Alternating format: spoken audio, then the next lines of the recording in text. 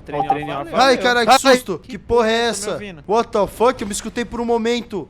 Eu Alienígenas do passado. Ah, é o Vitor, eu acho. Ele tá compartilhando foto do Citrão, deve ter pego alguma coisa do PC dele da nossa voz aí. Vocês estão me ouvindo agora? Total, aham. Eu acho que ele botou no FL, talvez, pra mostrar a música. Deixa eu abaixar meu áudio. Se pôs no FL, mano. Ó, se liga. Vou abaixar. Mr. Catman! Pronto, agora toda vez vai ser isso aqui.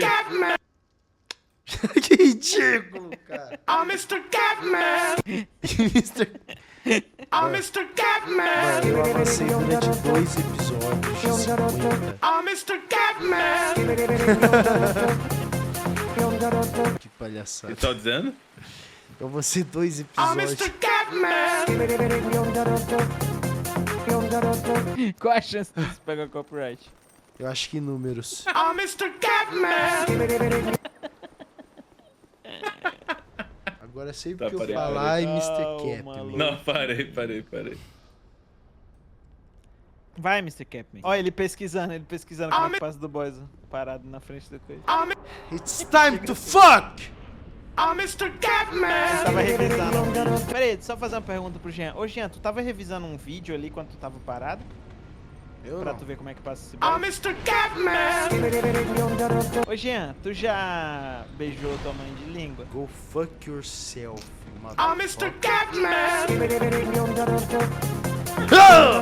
Nem vi com Mas tu essas já perguntas beijou tua mãe de língua doentias. assim ou não? Perguntas doentias. Independente do que eu falar, se eu falar, Independente se sim ou não. se eu falar confirmando, aí não vão tocar nada. Se eu falar isso, negando, Jean? aí vão falar que é Mr. Capman. Por que tu falou independente de sim ou não, Jean? Independente se eu peguei ou não, se não vier o caso. Vão falar que eu peguei de qualquer Tu jeito. falou isso, Jean? Vai tomar no cu. Pô, mas tu treinou só naqueles lá ou tu treinou nesse aí Não também? treinei nenhum, mano. Ó, não tô com Qual é, o Mr. Vitor? Capman, é verdade. Não treinei nenhum! Mr. Catman! Tá aí, ó.